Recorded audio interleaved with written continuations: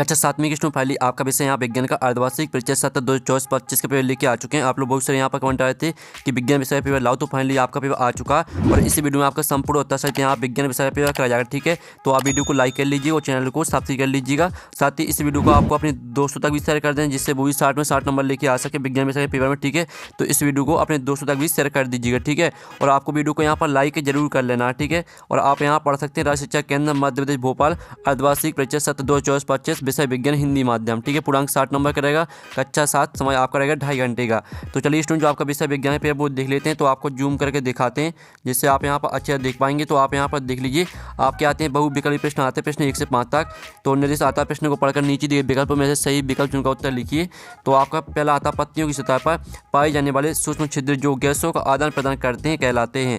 तो आपका ये आता है इसका ऑप्शन जड़, और बी आता आपका तना, और सी ऑप्शन आता पत्ती, और डी आता आपका रंध्र स्टोमेटा। तो जो आपके यहाँ पर दिया गया है, ठीक है, पहला आपका बहुविकल्पी प्रश्न है, पत्तियों की सतह पर पाए जाने वाले सूक्ष्म छिद्र जो गैसों का आदान प्रदान करते हैं कहलाते हैं। तो आपको पता हो जो यहाँ पर गैसों का आदान प्रदान करते हैं सूक्ष्म छिद्र, तो यहाँ पर रंध्र कर ठीक है, आपका यहाँ पर इसका राइट आंसर रंध्र हो जाएगा, क्योंकि जो रंध्र है वो ही गैसों का आदान प्रदान करते हैं। फिर आपका यहाँ पर दूसरा आता बूझों को बुखार आने पर डॉक्टर द्वारा उसके शरीर के ताप को मापने के लिए उपयोग किया गया उपकरण है। तो आपका था थर्मामीटर, और बी था आपका माइक्रोस्कोप, और सी था आपका स्टेथोस्कोप, और आपका डी था स्पाइगनोमीटर। तो जो आपके यहाँ पर दिया गया है, बूझों को बुखार आने पर डॉक्टर द्वारा उसके शरीर के ताप को मापने के लिए उपयोग किया गया उपकरण है। तो इसका आंसर आपका थर्मामीटर हो जाएगा। ठीक है, फिर आपका यहाँ पर तीसरा देख लेते हैं। तो तीसरा आपका आता है इमली अंगूर एवं कच्चे आम में पाए जाने वाले अम्ल का नाम है। तो आपको बताना है कि इमली अंगूर और कच्चे आम में कौन सा अम्ल पाया जाता है। तो आपका था सक्सेलिक अम्ल, और बी था फॉर्मिक अम्ल, ठीक है, और आपका सी था टिक अम्ल, और डी था आपका टार्टरिक अम्ल। तो जो आपके यहाँ पर दिए इमली अंगूर एवं कच्चे आम में पाए जाने वाला अम्ल का नाम है, तो इसका आंसर आपका सक्सेलिक अम्ल हो जाएगा। फिर आपका चौथा देख लेते हैं। चौथा आता लोहे में जंग लगना है।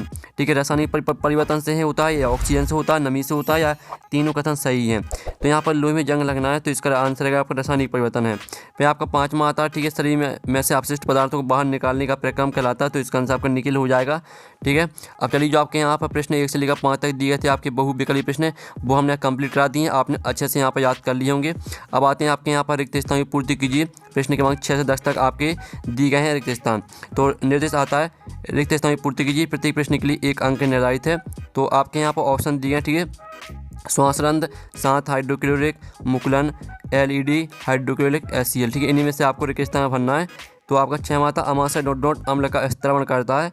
तो अमाशय यहाँ पर, ठीक है, हाइड्रोक्लोरिक अम्ल का, ठीक है, हाइड्रोक्लोरिक अम्ल का स्त्रवण करता है। ठीक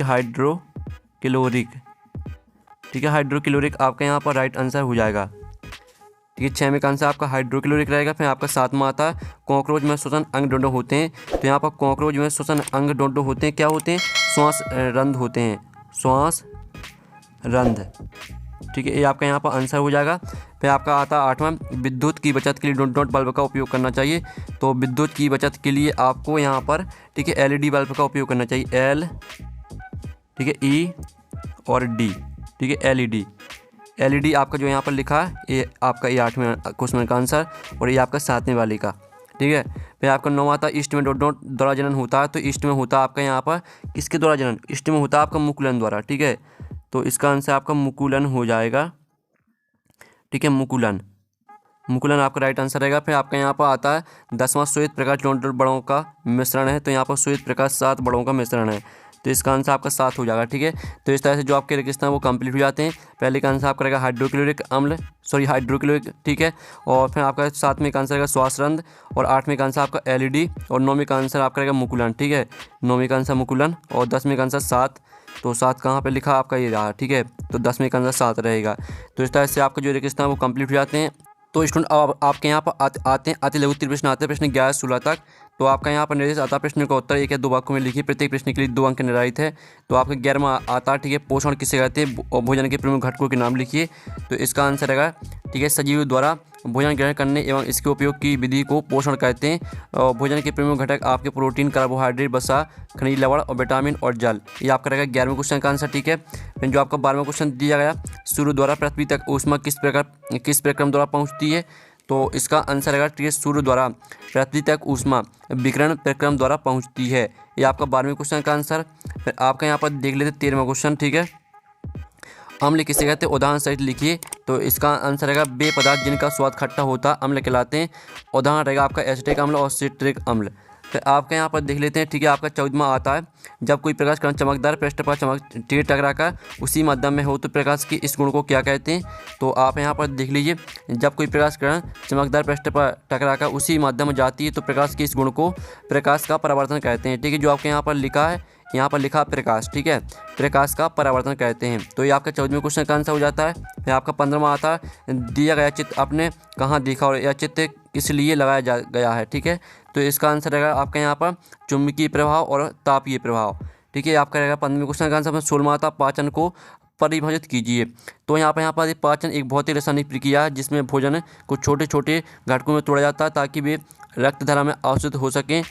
और पाचन की प्रक्रिया इस प्रकार है। ठीक है, इस तरह से आपका यहाँ पर आंसर रहेगा 16वें का। अब चलिए आपके यहाँ पर देख लेते हैं स्टूडेंट, आपके आते हैं लघुत्तरीय प्रश्न। ठीक है, आपके यहाँ पर लघुत्तरीय प्रश्न आते हैं 17 से 22 तक। तो आपको यहाँ पर ध्यान से देखना है। ठीक है, और पूरा पेपर आपको यहाँ पर याद करना है।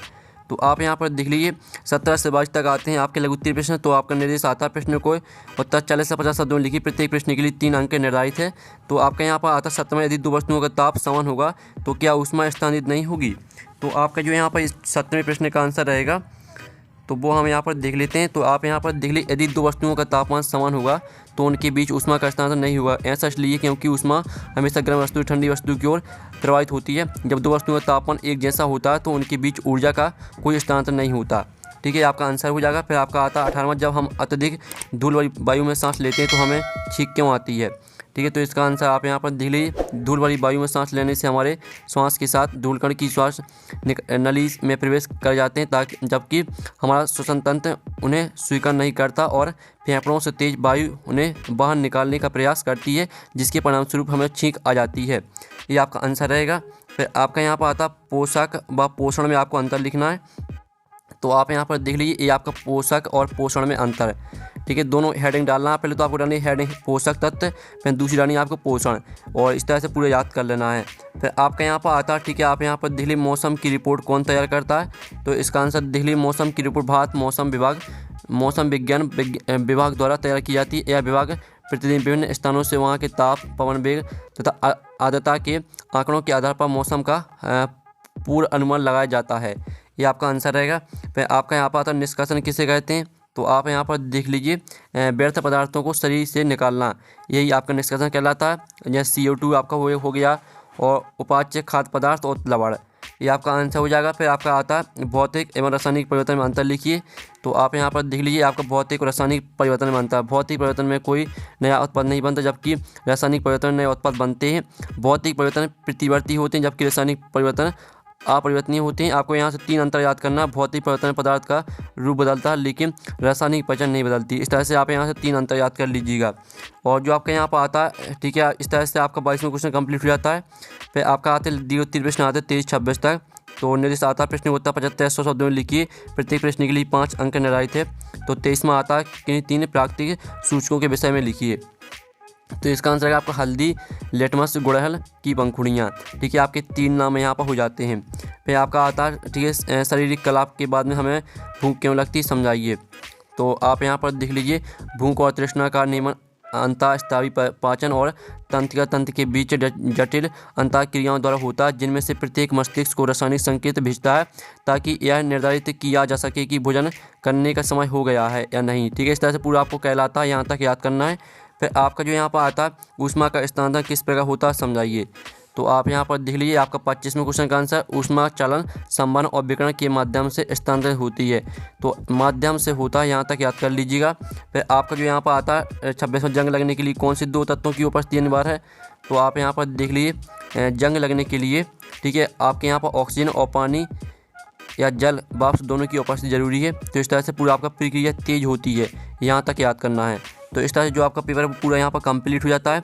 और साथ ही आप यहाँ पेपर का PDF डाउनलोड करना चाहते हैं तो लिंक है वीडियो के डिस्क्रिप्शन में दी गई, तो आप वहाँ से पेपर का PDF डाउनलोड कर सकते हैं। तो हम नेक्स्ट वीडियो में, थैंक्स फॉर वॉचिंग।